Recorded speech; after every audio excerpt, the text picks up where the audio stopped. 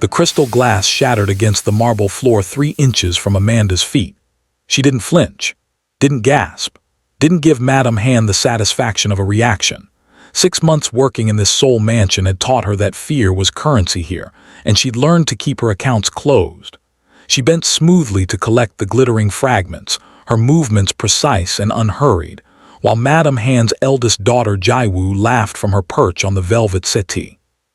The sound was crystalline and cruel, practiced in the way only the truly wealthy could perfect, where cruelty became an art form rather than a character flaw. "You missed a spot," Jaiwu said in Korean, then repeated it in English with exaggerated slowness, as if Amanda's intelligence was measured by her immigrant status rather than the finance degree she'd earned before circumstances brought her here. "Or perhaps you need glasses, though I suppose glasses are expensive for people like you." The last phrase dripped with meaning. People like you. African, foreign, dispensable. Amanda straightened with the glass fragments cupped in her palm, meeting Jaiwoo's eyes with blank professionalism. "I'll get the vacuum, Miss Jaiwoo." She turned toward the service corridor, her spine straight, her face empty of everything she actually felt. Behind her, she heard Minjai, the younger daughter, stage whisper to her sister, "Do you think she understands when we insult her in Korean?" Jaiwoo's reply was loud enough to ensure Amanda heard every word. "Does it matter? She can't leave anyway. Mother controls her visa.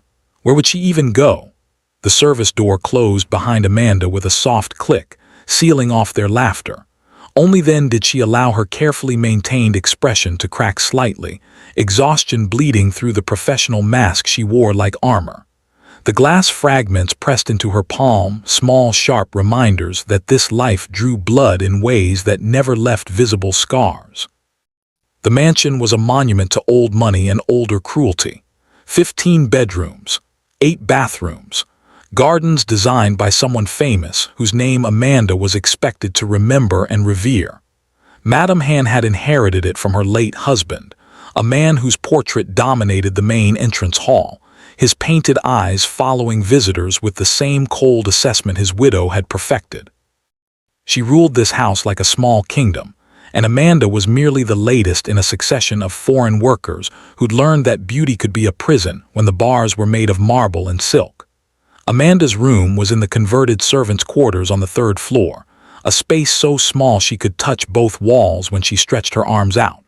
But it was hers, the only space in this entire mansion where she could breathe without measuring each breath for appropriateness, where she could drop the mask and just exist. Tonight, like every night after the family retired, Amanda pulled out the battered laptop she'd bought used 3 years ago. The screen flickered to life, illuminating her face in the darkness as she navigated to financial websites and economic journals. She read about market trends and corporate restructuring, downloaded research papers on international trade policy, taught herself Korean financial terminology through free online courses. The irony wasn't lost on her. She held a finance degree from a respected university. She'd graduated with honors.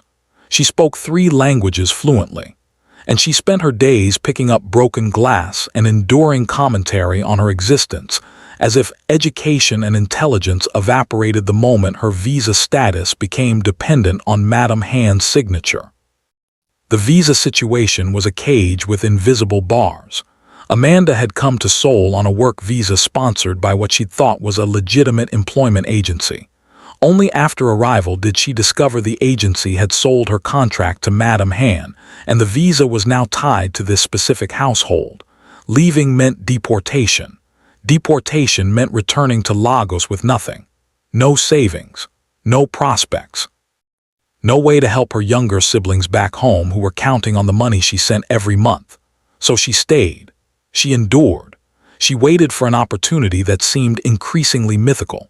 Jaiwoo and Minjai treated her like an interactive appliance, something that performed functions on command and could be criticized when it failed to meet expectations.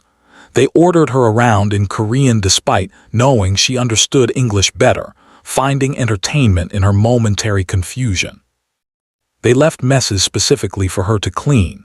They complained to their mother when Amanda's service wasn't performed with sufficient deference, though what constituted sufficient deference seemed to change daily based on their moods.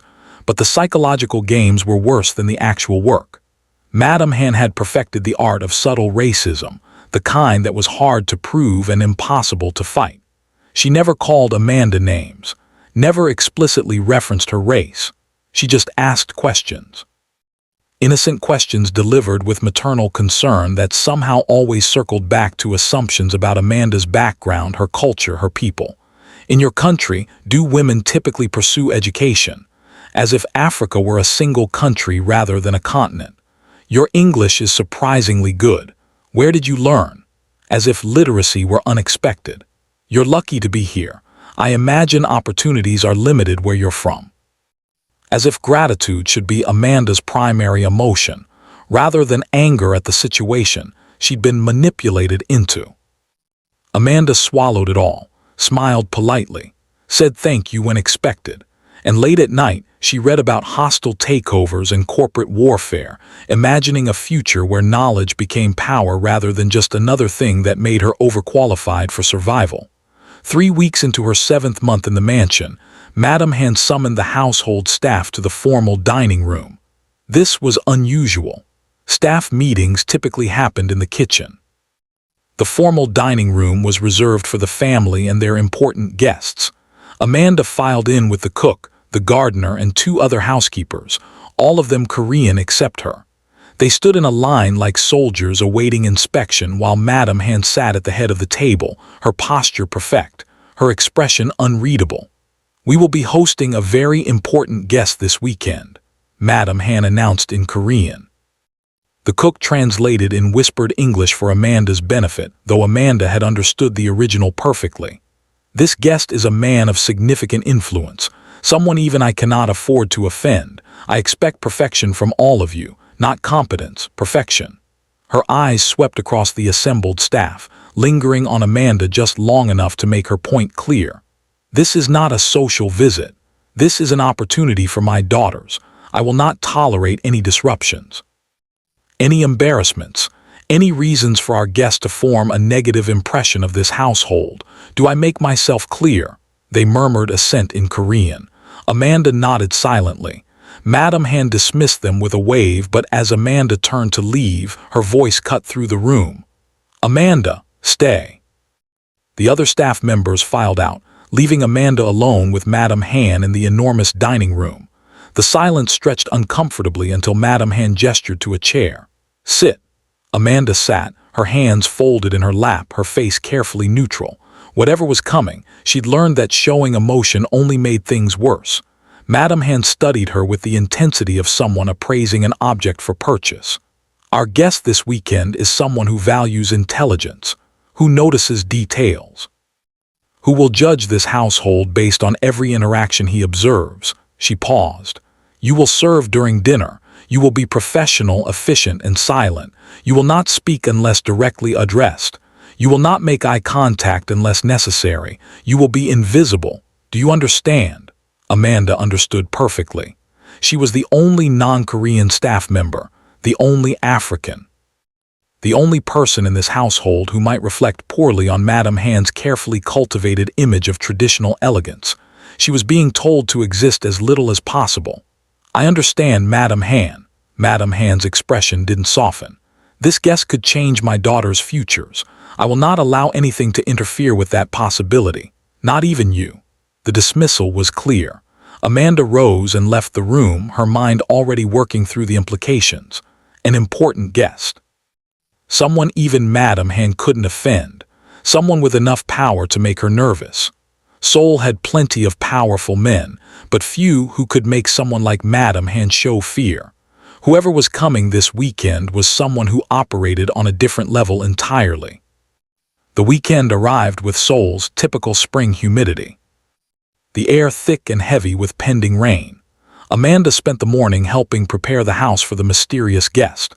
Floors polished until they reflected light like mirrors. Fresh flowers arranged in every room.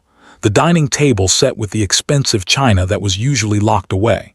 Jaiwoo and Minjai were different today. Nervous. They'd changed outfits 3 times each, consulting with their mother in rapid Korean about which dress projected the right combination of elegance and availability. Amanda caught fragments of their conversation while dusting the upstairs hallway. "He's too old for me," Min-jae complained. "He's powerful," Madam Han replied sharply. "Age becomes irrelevant when a man has that kind of influence. Either of you would be fortunate to catch his attention." So it was a matchmaking dinner. That explained the anxiety. Madam Han was presenting her daughters like products at market, hoping one would be selected by this powerful guest. Amanda had seen this dynamic before in wealthy households. Women traded like commodities, their value measured in family connections and social capital rather than anything resembling personal choice or compatibility. The guest was expected at 7. At 6:30, Amanda changed into the formal serving uniform Madam Han had provided specifically for tonight.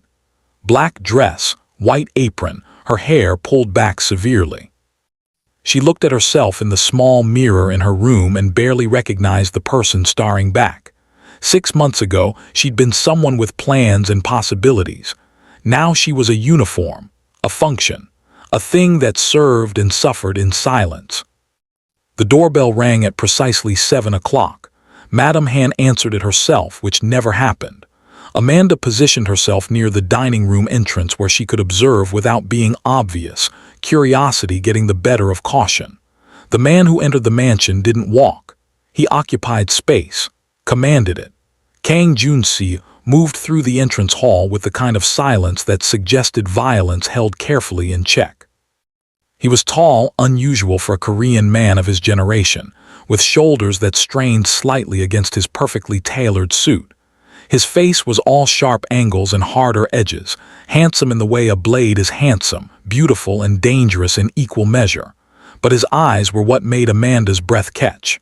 They were utterly empty, not cold, not cruel, empty, as if emotion was something he'd surgically removed rather than something he'd learned to hide. Madam Han bowed deeply, more deference than Amanda had seen her show anyone.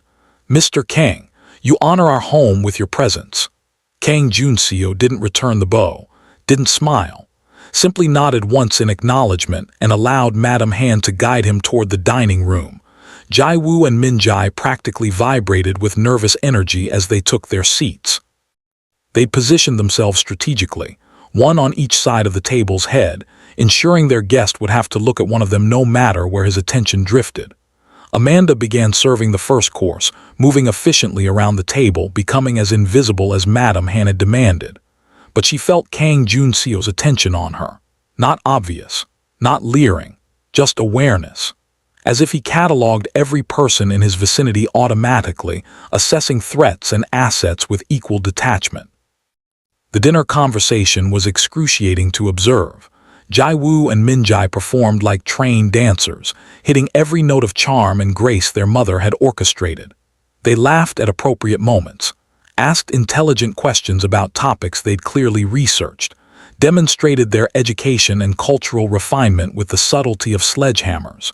Kang Jun-seo responded with polite monosyllables. He ate methodically, drank water instead of wine, showed no visible reaction to either woman's performance. Madam Han grew increasingly anxious as the dinner progressed, and her guest remained utterly unmoved by her daughters. She tried different conversational angles, mentioned family connections, dropped names of powerful people, highlighted her daughter's accomplishments with maternal pride that sounded increasingly desperate. Nothing worked. Kang Jun-seo existed in a bubble of silence that deflected every attempt at engagement. Then between the main course and dessert he spoke, not to the family, to Amanda, "You." His voice was quiet but absolute, the kind of tone that expected immediate obedience without needing to rise in volume. Amanda froze halfway through pouring water into Jae-woo's glass. She set the pitcher down carefully and turned to face him. "Yes, sir." He studied her with those empty eyes, and Amanda felt stripped down to components, assessed and categorized in seconds. "You understand finance." It wasn't a question. Amanda's mind raced. How did he know? She'd been invisible, silent. She'd done nothing to suggest education beyond basic household service. "I have some education in that area, sir," she admitted carefully, uncertain where this was leading but knowing instinct that lying to this man would be catastrophic. Kang Junseo leaned back slightly in his chair. Madam Han mentioned earlier that her late husband invested in semiconductor manufacturing in the 90s. She implied it was a wise decision that secured the family's financial position. He paused. Was it? The table went silent. Madam Han's expression flickered between confusion and concern. Jai-woo and Min-jae exchanged glances, clearly lost. This was a test. Amanda understood that immediately. He was asking her to publicly contradict their hostess, to demonstrate knowledge that would embarrass the family, to reveal herself as something other than the invisible servant they'd worked so hard to make her. She could lie, could deflect, could maintain the fiction of ignorance and save everyone's face. But something in his empty eyes suggested he already knew the answer, that this test wasn't about information. It was about courage, about whether she'd prioritize truth over safety.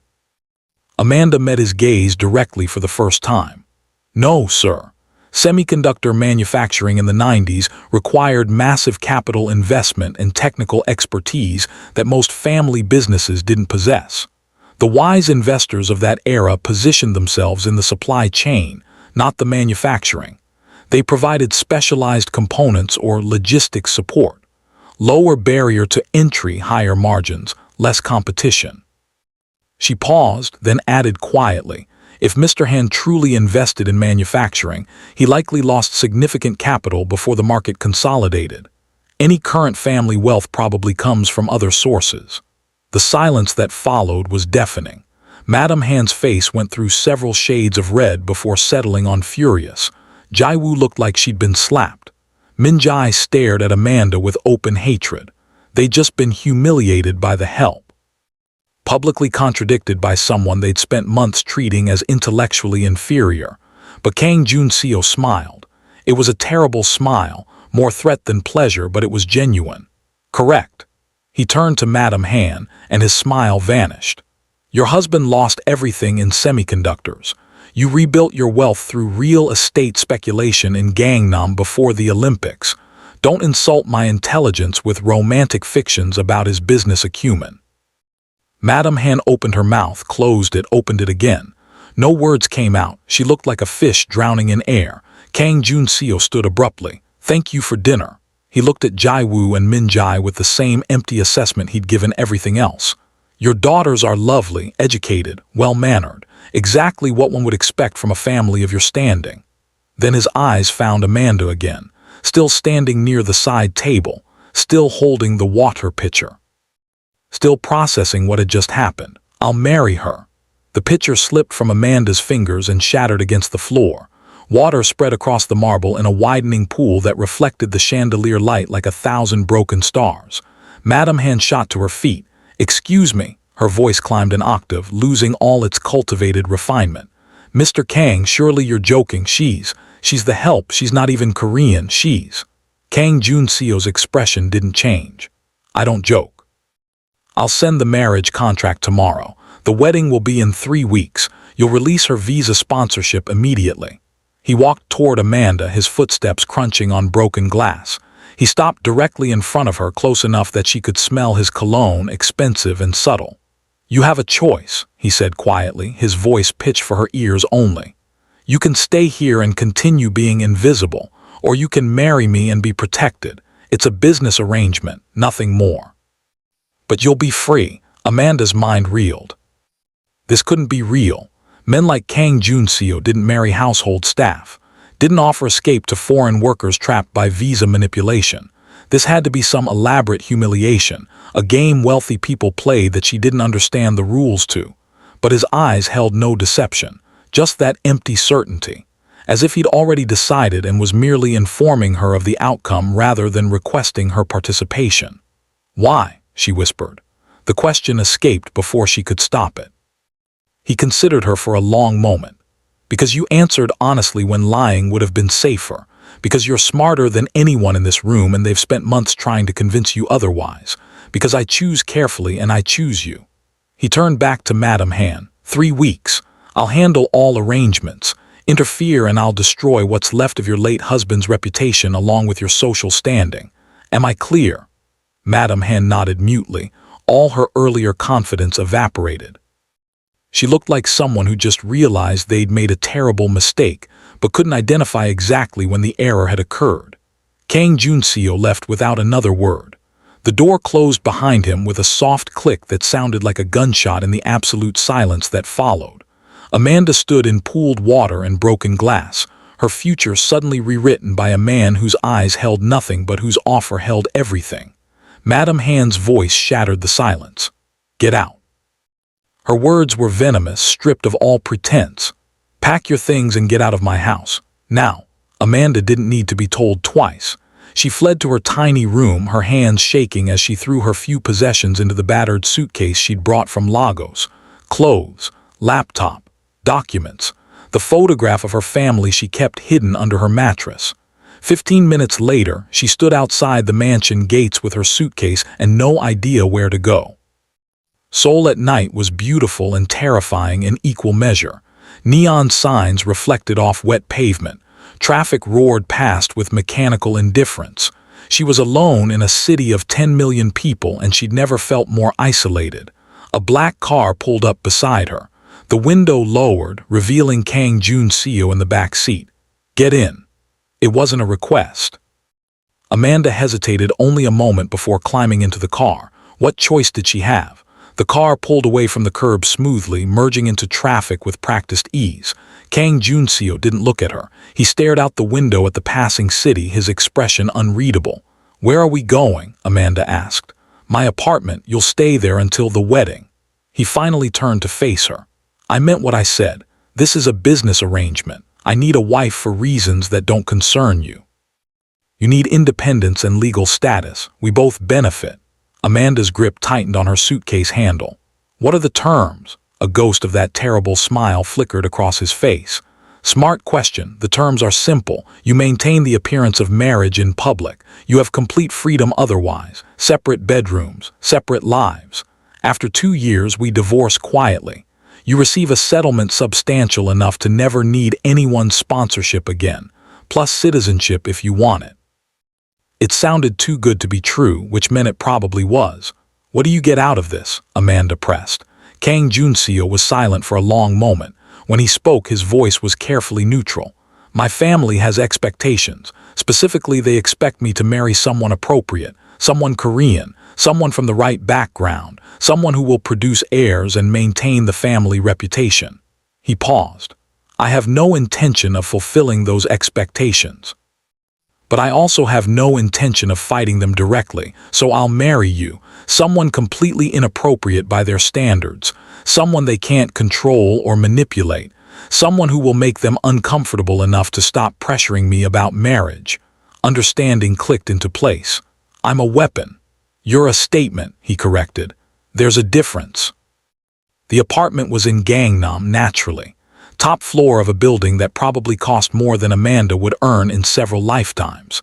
The interior was minimalist and cold, all clean lines and empty surfaces, a space that reflected its owner perfectly. Kang Junseo showed her to a bedroom that was larger than her entire room at Madam Han's mansion. "This is yours. The bathroom is through that door. There's a study next door with a computer and internet. Use whatever you need." He turned to leave, then paused. "Amanda, that is your name, correct?" She nodded. "Amanda Akoy."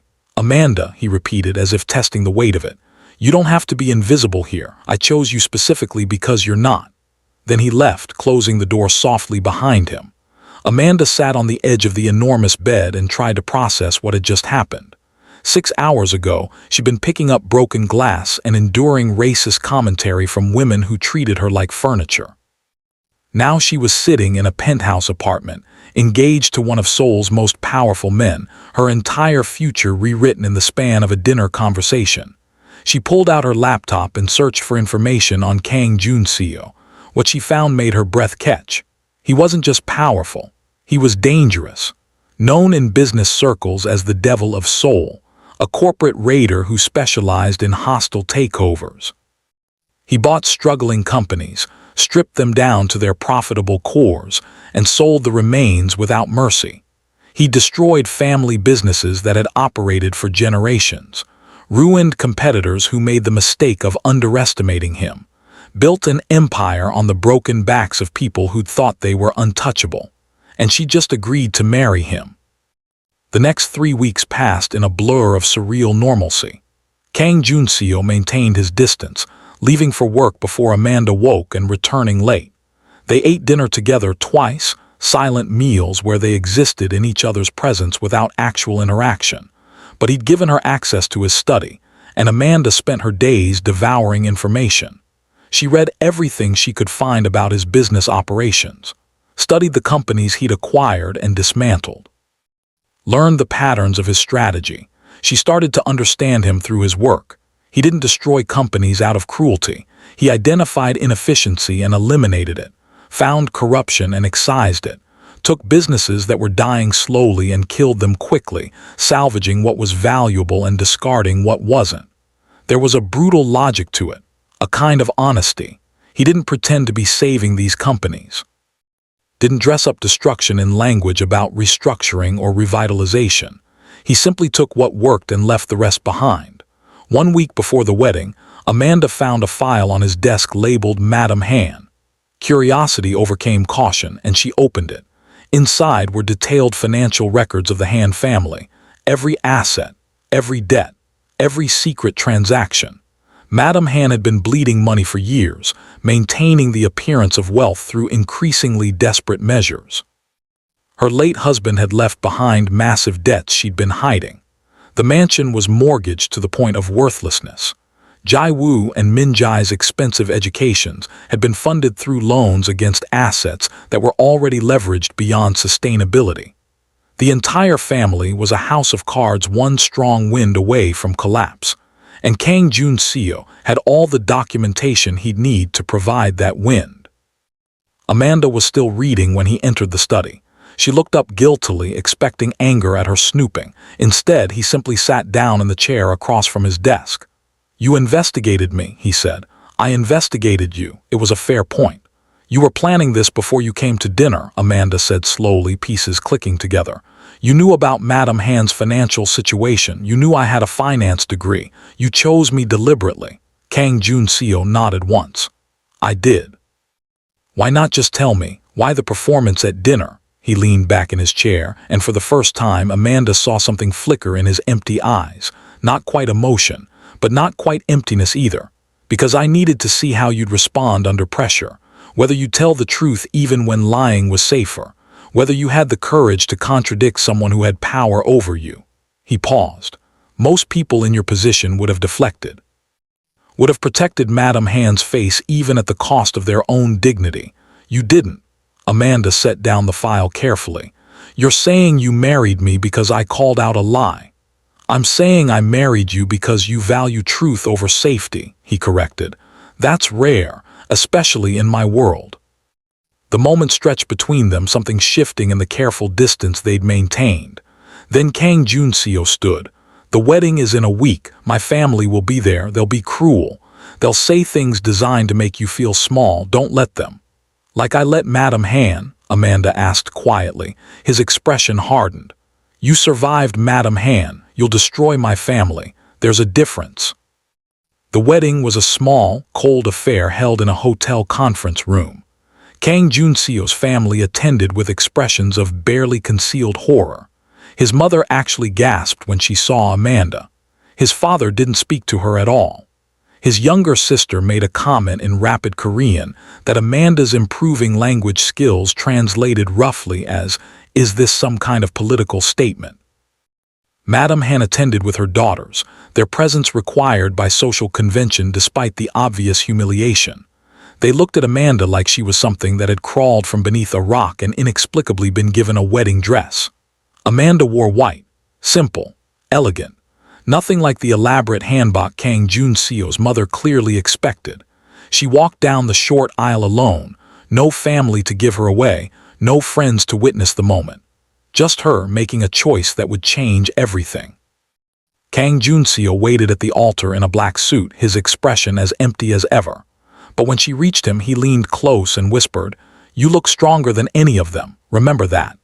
The ceremony was brief, legal words devoid of emotion. They exchanged rings, simple bands that felt heavy with implication. The officiant pronounced them married, and Kang Junseo kissed her for the first time, brief and chaste, for the cameras and witnesses. His lips were warm against hers, and Amanda felt something unexpected flicker in her chest. Not love, not yet, but possibility. They posed for photographs. Kang Junseo's hand rested on her waist with possessive certainty, a public claiming that sent a clear message to everyone watching. She's mine now. Touch her and answer to me. The reception was torture. Guests congratulated them with fake smiles and real judgment.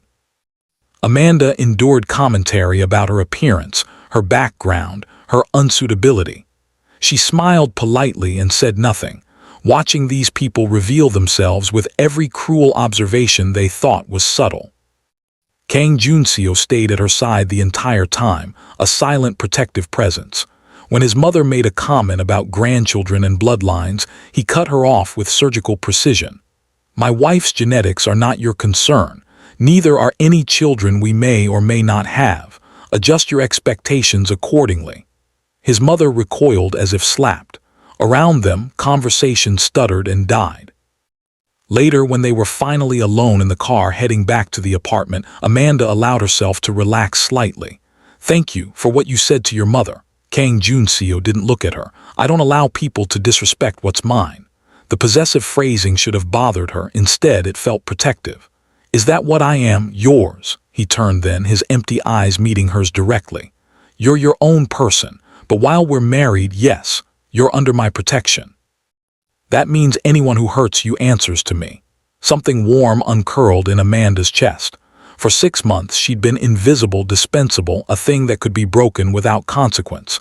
Now she was protected, claimed, valuable. It shouldn't have mattered, but it did. The first month of marriage was strange. They existed in parallel lives, occupying the same space without truly intersecting. Kang Junseo worked constantly. Amanda used her newfound freedom to explore Seoul, to visit places she'd only seen through bus windows. She sent money home to her family, more than she'd ever been able to before. She started taking Korean language lessons seriously. She wasn't invisible anymore. She was becoming something new. But at night, alone in her enormous bedroom, she thought about the man on the other side of the wall, the devil of Seoul, the corporate raider, the person who'd chosen her when no one else had seen her value. 2 months into the marriage, Amanda asked Kang Junseo if she could help with his work.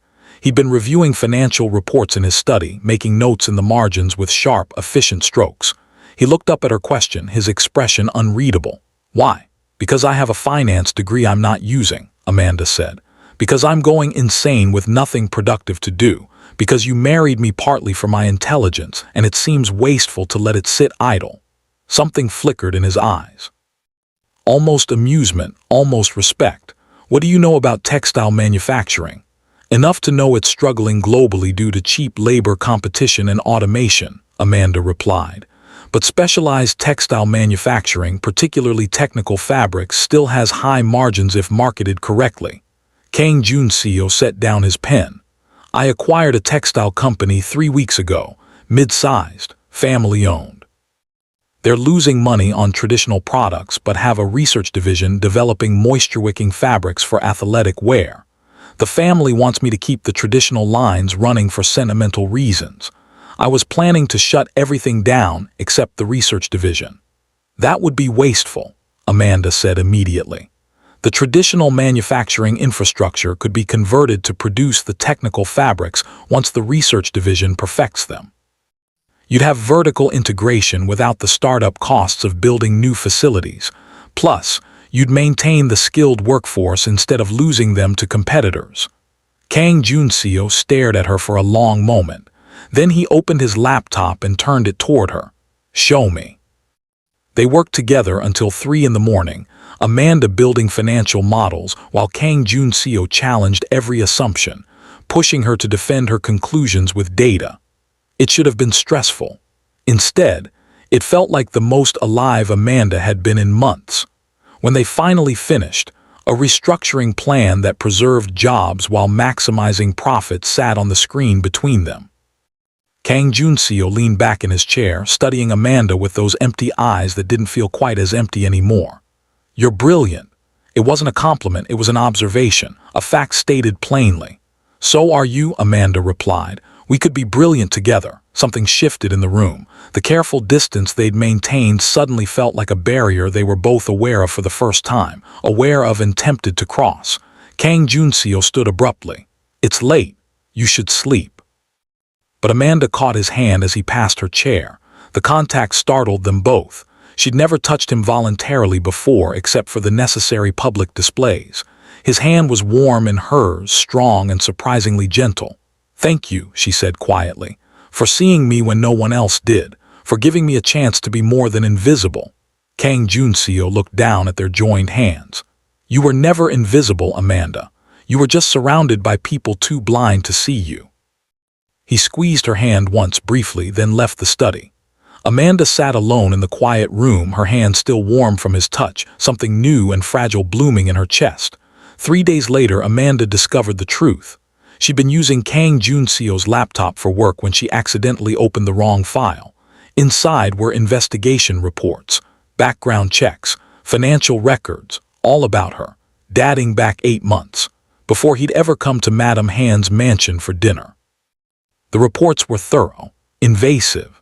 They detailed her education, her family situation, her financial struggles. They included interviews with her former professors, credit checks, even her social media posts from years ago. Kang Junseo had investigated every aspect of her life before choosing her. Amanda felt cold, used, like she'd been carefully selected off a shelf rather than seen as a person. She waited for him in the living room, the laptop open to the investigation files. When he came home from work, he saw the screen immediately. His expression didn't change. "You investigated me like I was a business acquisition," Amanda said, her voice shaking.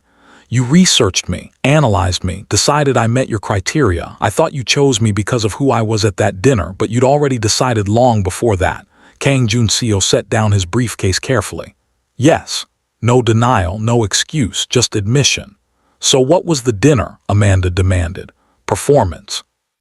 A test to confirm I was what your report said I was." "Yes." The word hit like a slap. Amanda stood, anger overriding the careful politeness she'd maintained. "So I'm what? An asset you acquired. A business decision you made based on data." For the first time since she'd met him, Kang Junseo's empty eyes flashed with something real. Not anger, something deeper, something that had been buried under years of control. "You think I investigate everyone I meet. You think I spend 8 months researching random people. You think I create elaborate scenarios to test strangers." His voice rose slightly, the first time she'd heard him anything but perfectly controlled. "I investigated you because the moment I saw your resume in a visa application database, I was monitoring for other reasons. Something made me keep reading. Your education, your language skills, your situation. You shouldn't have been working in that house. You shouldn't have been invisible. It was wrong, and I couldn't stop thinking about it." He moved closer, his intensity almost physical. "So yes, I investigated you. Yes, I researched every aspect of your life. Yes, I orchestrated the dinner to see if you were in person what you were on paper. Because I choose carefully, Amanda. Because I don't make decisions lightly.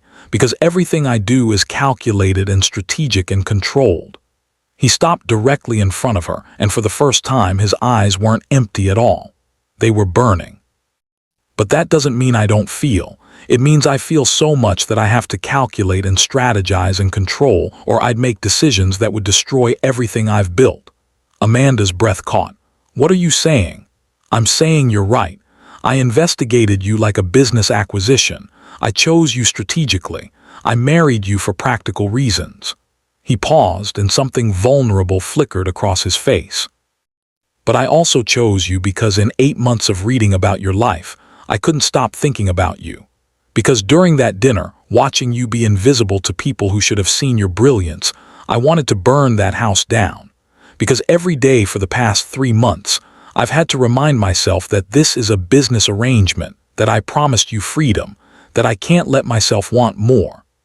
The confession hung between them like something fragile and dangerous. Amanda's mind raced, rewriting everything she'd thought she understood. Why didn't you tell me? Because you deserve to choose without pressure, Kang Junseo said quietly. Because I wanted you to feel free. Because I promised you a business arrangement and I don't break my promises. His jaw tightened. Even when I want to. The distance between them felt electric, charged. Amanda realized she was still angry, but she also realized the anger was complicated by other feelings she'd been carefully not examining. You should have told me, she said, but her voice had lost its sharp edge. You're right, he admitted. I should have. They stood in silence, the evening light through the windows casting long shadows across the room. Then Amanda made a decision.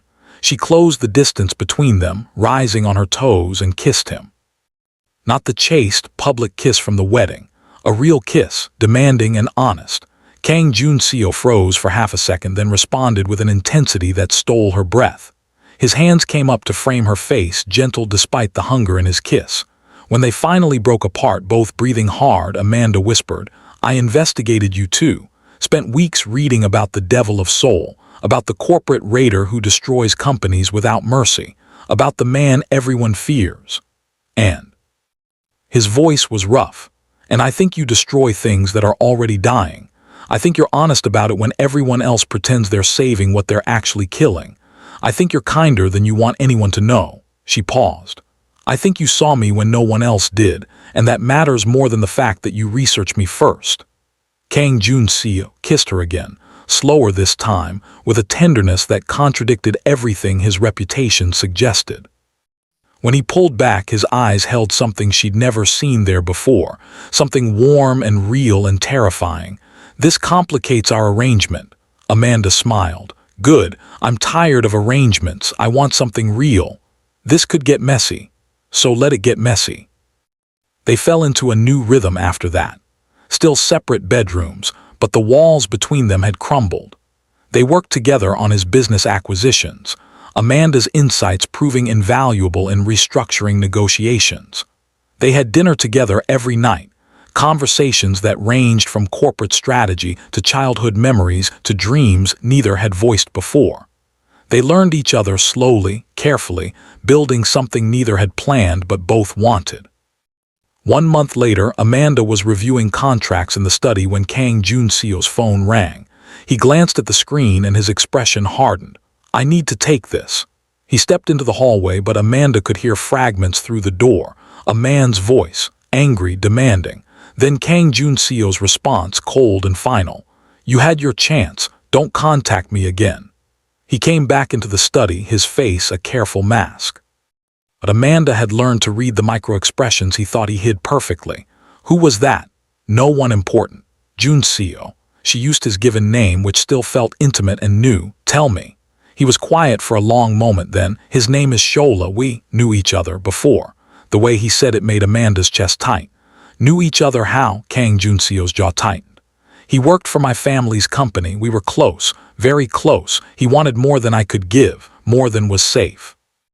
I ended it badly. He didn't take it well. Understanding clicked. An ex, someone who still had feelings, someone who just called after months of silence. Why now? Amanda asked carefully. Kang Junseo met her eyes. Our wedding announcement was in the business section, International Edition. 3 days later, Amanda was walking home from Korean class when a black car pulled up beside her. Not Kang Junseo's driver, someone else. The window rolled down, revealing a man with sharp features and sharper eyes. Amanda Akoy. His English was perfect, accent indeterminate. Soon to be Amanda Kang, I understand, though I suppose that's not quite right either. You kept your name, didn't you? How modern. Every instinct screamed danger. Amanda kept walking. The car kept pace. My name is Shola. I think we should talk about your husband, about the man you think you've married. Amanda didn't break stride. I'm not interested in talking to you. Not even about why he really chose you. Shola's voice was smooth, calculated to intrigue. Not even about the fact that you're not his first foreign acquisition, not even about the others that made her stop. Against her better judgment, she turned to face the car. Others? Shola smiled. It was a terrible smile, charming and cruel. He hasn't told you, of course he hasn't. Junseo is very good at compartmentalizing, at keeping his business arrangements separate. He leaned toward the window. You're not special, Amanda. You're a pattern. He finds vulnerable foreign women, offers them security, uses them as shields against his family's expectations, then discards them when they're no longer useful. You're the third in 5 years. The words hit like physical blows. But even as doubt crept in, Amanda remembered Kang Junseo's eyes when he'd confessed his feelings. Remembered the vulnerability, the honesty. I don't believe you, Shola's expression hardened. Then you're a fool, and when he destroys you the way he destroys everything he touches, don't say you weren't warned. The car sped away, leaving Amanda standing on the sidewalk, her thoughts churning. It couldn't be true. It couldn't be. But doubt, once planted, was hard to uproot. She confronted Kang Junseo that night. Tell me about the others. He looked up from his laptop, confusion flickering across his face. What others? The other foreign women, the other vulnerable people you married and discarded. Shola told me about them. Understanding and anger warred in his expression. Shola is lying. So there weren't others, Amanda pressed. Kang Junseo set down his laptop with careful control. There was one other person, a man, German. I sponsored his visa for work purposes 3 years ago. We didn't marry. We barely dated. He left when his contract ended. Shola knew about him because Shola and I were involved at the time, and he was intensely jealous. He stood, moving toward her. There's no pattern, Amanda. There's no history of vulnerable women. There's you. Only you. Shola is trying to manipulate you because he can't have me. Amanda wanted to believe him, but the seed of doubt had been planted and it was growing roots. How do I know you're telling the truth? Pain flickered across Kang Junseo's face, real and raw. Because I've never lied to you, not once. I've been strategic, I've been calculating, but I've never lied. He reached for her hand. Amanda, look at me. Do you really think I'm manipulating you? She looked, saw the honesty in his eyes, the vulnerability, the fear that she might believe Shola over him. No, she said quietly. I don't think you're manipulating me. I think I'm scared that this is too good to be real. Kang Junseo pulled her close, his arms solid around her. It's real. I promise you it's real. But that night, as Amanda lay in her bed, she couldn't shake the feeling that Shola's appearance was just the beginning. That someone who'd gone out of his way to plant doubt wouldn't stop there. She was right. 2 days later, Amanda received a message, unknown number, a video file. Against her better judgment, she opened it. The video showed a woman, African, beautiful, speaking to the camera with desperate urgency. My name is Kioma. If you're seeing this, it means you're involved with Kang Junseo. Please be careful. He's not what he seems. He offered me everything, promised me safety, and then when I was no longer useful, he had me deported. I lost everything because I trusted him. The video ended. Amanda's hands shook. She showed Kang Junseo immediately. His face went through several expressions, settling on cold fury. This is fabricated. I've never met anyone named Kioma. This is Shola's work. How do you know? Kang Junseo pulled out his phone and made a call, rapid Korean. Then Kang Jun traced this video, find out who made it and when. I want everything in an hour. He hung up and turned to Amanda. I can prove this is fake. Give me 1 hour. 53 minutes later, Kang Jun's report arrived. The video had been created using deepfake technology. The woman's face was real, pulled from a stock photography database. The voice was AI-generated. The entire thing was an elaborate fabrication designed to look authentic. Kang Junseo showed Amanda the evidence, his anger carefully controlled. Shola is escalating. He's not going to stop with manipulation. What does he want? Amanda asked. Me. Kang Junseo's voice was flat. He wants me back. Or if he can't have that, he wants to destroy what I have now, which means you're in danger. The realization hit like cold water. She wasn't just caught in a jealous ex's vendetta. She was a target. That night, Kang Junseo insisted on doubling security. Amanda argued. He was immovable. I don't take chances with what matters to me. I matter to you? The question escaped before she could stop it. He looked at her like she'd said something absurd. Amanda, you're my wife, not on paper. Actually, you matter more than anything.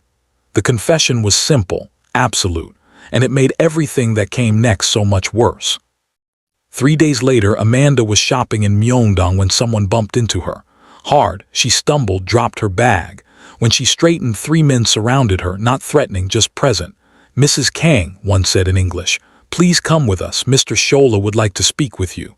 No, Amanda's heart hammered, but her voice stayed steady. I'm not going anywhere with you. The man smiled, not friendly.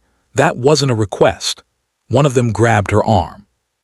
Amanda reacted on instinct, training from a self-defense class she'd taken years ago. She drove her elbow back, connected with something soft. The man grunted and his grip loosened.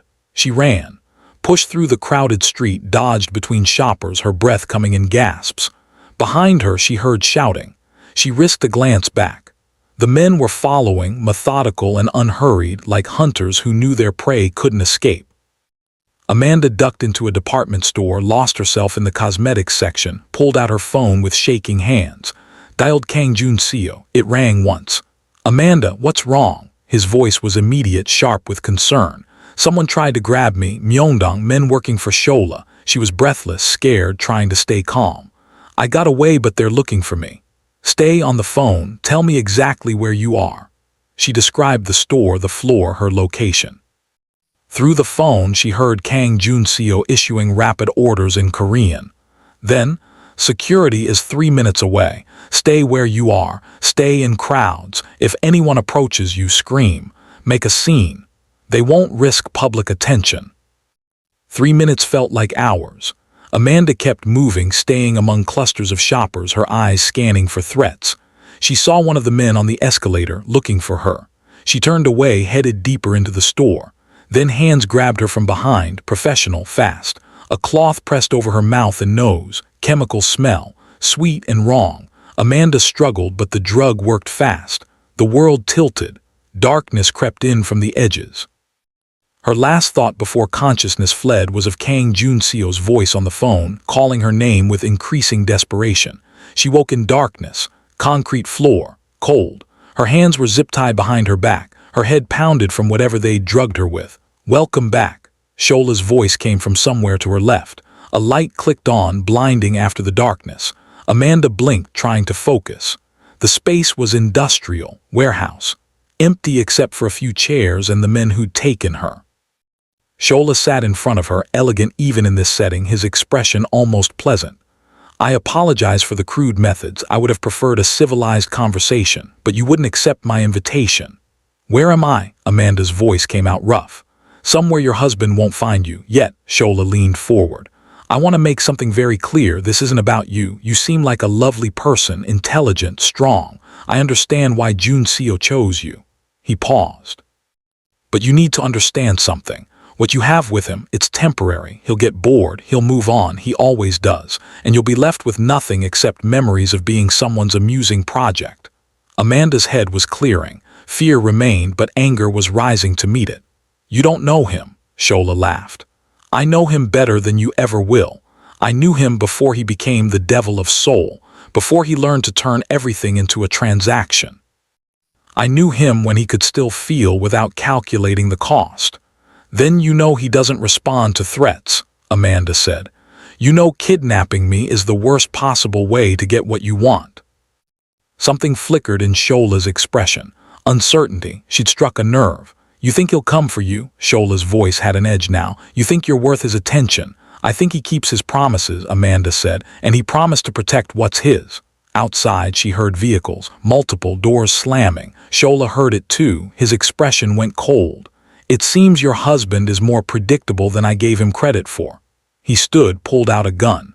Amanda's breath caught. Just become much more dangerous. The warehouse door exploded inward. Not dramatic, not cinematic, just efficient destruction. Kang Jun-seo walked through the smoke and debris like violence made manifest. He wasn't alone. Kang Jun and a team of security personnel flanked him, weapons drawn, but Kang Jun-seo himself was unarmed. He didn't need weapons. His presence was threat enough. Let her go. His voice was utterly calm, the kind of calm that preceded catastrophic violence. Shola pointed the gun at Amanda. Or what? You'll destroy me. You've already done that, Jun-seo. You destroyed me the day you chose your corporate empire over us. There was no us, Kang Jun-seo said flatly. There was you wanting something I couldn't give. I was clear from the beginning. I don't do relationships. I don't do messy emotions. I do transactions. Exactly, Shola spat. Everything is a transaction to you, including her. You married her because it was convenient. Because she served a purpose. You don't love her, you don't love anyone. Kang Junseo's expression didn't change, but his empty eyes suddenly weren't empty at all. They burned. You're right, I do see things as transactions. I calculate costs and benefits. I analyze risk and reward. That's how I've survived. He took a step forward. Shola tensed. But here's what you don't understand. Here's what you've never understood. Some transactions matter more than others. Some people are worth any cost. He looked at Amanda then, really looked at her. She's worth everything, every risk, every vulnerability, every piece of control I have to surrender. She's worth it all. The gun wavered in Shola's hand. You're lying. You're saying what she wants to hear. I'm saying the truth, Kang Junseo replied. For the first time in my life, I'm choosing something that doesn't make logical sense. I'm choosing her. Not because it's strategic, because I can't imagine not choosing her. Amanda's breath caught. Even drugged, even zip-tied, even in danger, that confession hit harder than any of the rest. Shola's composure cracked. I could shoot her right now. I could take her from you the way you took everything from me.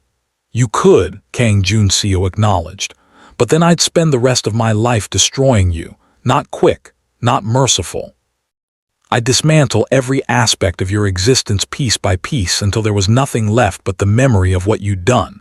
I'd make you wish you'd never been born. The threat was delivered without heat, without anger, just cold certainty. Shola seemed to shrink under it. The gun lowered slightly. Amanda saw her opening. She'd been working on the zip ties since she'd woken, applying techniques she'd read about in some survival article years ago. The plastic had loosened just enough. She twisted hard, felt the tie snap. Then she moved, fast, low. She kicked Shola's knee. He went down with a shout. The gun discharged loud in the enclosed space. The bullet went wide, striking concrete. Amanda didn't stop. She drove her palm into Shola's nose, felt cartilage crunch. Then Kang Junseo was there, pulling her back, his hand surprisingly gentle as he checked her for injuries. Kang Jun and the security team secured Shola, disarming him efficiently. Are you hurt? Kang Junseo's voice was rough, his hands shaking slightly as they moved over her arms, her face checking for damage. I'm fine. Amanda's adrenaline was crashing, leaving her shaky but whole. I'm fine. I had it handled. He laughed, actually laughed. It was a terrible sound, more relief than humor. Of course you did. You're brilliant and terrifying, and I've never been more attracted to you in my life. He kissed her then, hard and desperate, right there in the warehouse with security and a bleeding ex-boyfriend watching. When he pulled back, his eyes held everything he'd confessed, everything he felt, everything he'd been too controlled to show before. The police arrived. Statements were given. Shola was arrested on multiple charges. Through it all, Kang Junseo kept Amanda close, his hand never leaving hers.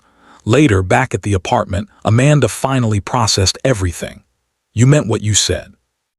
About me being worth everything. Kang Junseo pulled her onto the couch beside him, his arm around her shoulders.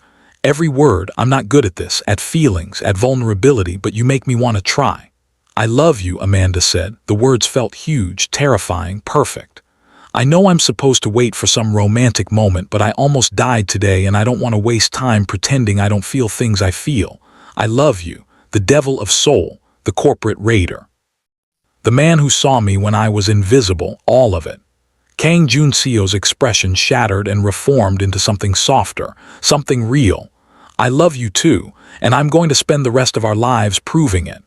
They kissed, slow and deep, sealing promises neither had planned to make but both intended to keep. The aftermath took weeks to resolve. Shola was prosecuted. The case made news, though Kang Junseo's lawyers kept Amanda's name mostly out of it, but something unexpected emerged during the investigation. Shola had been working with someone who'd provided information about Amanda's schedule, someone who'd helped plan the kidnapping, Madam Han. The revelation came through financial records. Shola had paid her, not much, but enough to prove she'd sold information about Amanda's movements. Betrayal for pocket change. When confronted, Madam Han claimed she didn't know what Shola planned to do with the information, but the lie was transparent. She'd known, she'd helped. She'd endangered Amanda out of spite and petty revenge. Kang Junseo's response was surgical. The financial records he'd compiled months ago suddenly became public. Every debt, every hidden loss, every desperate measure Madam Han had taken to maintain her facade of wealth. The Han family's reputation, carefully cultivated over decades, collapsed overnight. Jaiwoo and Minjai found their marriage prospects evaporated. Their social circle turned cold. Invitations stopped coming. The mansion, mortgaged beyond sustainability, was foreclosed. But Kang Jun-seo wasn't finished. He bought the debt, restructured it, and then through a series of careful legal maneuvers, Amanda became the majority stakeholder in the remaining Han family assets. Not Kang Jun-seo, Amanda. She owned the pieces of the empire that had once owned her. 1 month later, Amanda stood in the entrance hall of the foreclosed mansion, the same place where she'd been invisible, where she'd picked up broken glass and endured racist commentary, where she'd been nothing. Madam Han, Jaiwoo, and Minjai stood before her, no longer elegant, no longer powerful, just 3 women who'd built their identity on cruelty and were now facing consequences. "I could destroy you completely," Amanda said quietly. "I could take everything, leave you with nothing, make you feel what it's like to be invisible." Paused, watching them squirm. "But I'm not going to, because I'm not you. I don't need to make people small to feel big." She pulled out a folder. Inside were documents. "This is a settlement. You'll receive enough to start over, not in soul, not in luxury, but enough. In exchange, you'll sign agreements never to contact me or my family again. You'll apologize publicly for endangering me, and you'll learn what it's like to rebuild from nothing." Madam Han's hands shook as she took the folder. "Why?" Her voice was small, broken. "Why show us mercy?" "Because someone once showed me mercy when I was trapped," Amanda said. "Because my husband saw value in me when you only saw a servant. Because I'd rather be kind than cruel, even when cruelty would feel justified." She turned to leave, then paused. "You told me once that I was lucky to be in your house. You were wrong. You were lucky I was there because I could have been vindictive, and I chose not to be." She walked out, leaving them with the folder and their shame. Outside, Kang Jun-seo waited by the car. He smiled when he saw her, real and warm. "How did it feel?" "Powerful," Amanda admitted. "But also sad. They wasted so much energy being cruel when they could have just been decent." "That's the difference between you and them," Kang Jun-seo said, pulling her close. "They see people as resources to exploit. You see people as people, even when they don't deserve it." 6 months later, Amanda stood on the staircase of their new home. Not a mansion, a house, human-sized, filled with light and warmth and the possibility of building something new. Kang Jun-seo was restructuring his business, moving away from hostile takeovers towards sustainable development. Amanda worked beside him, her financial expertise finally being used for creation rather than survival. They were building something together, partners in every sense. In a city that had tried to make her invisible, Amanda had become impossible to ignore. Not through cruelty, not through revenge, through competence, through kindness, through refusing to let circumstance define her value. She'd been a servant, a victim, a woman trapped by visa manipulation and casual racism. Now she was Amanda Kang, businesswoman, partner to one of Seoul's most powerful men. Someone who'd taken the worst situation and transformed it into something powerful.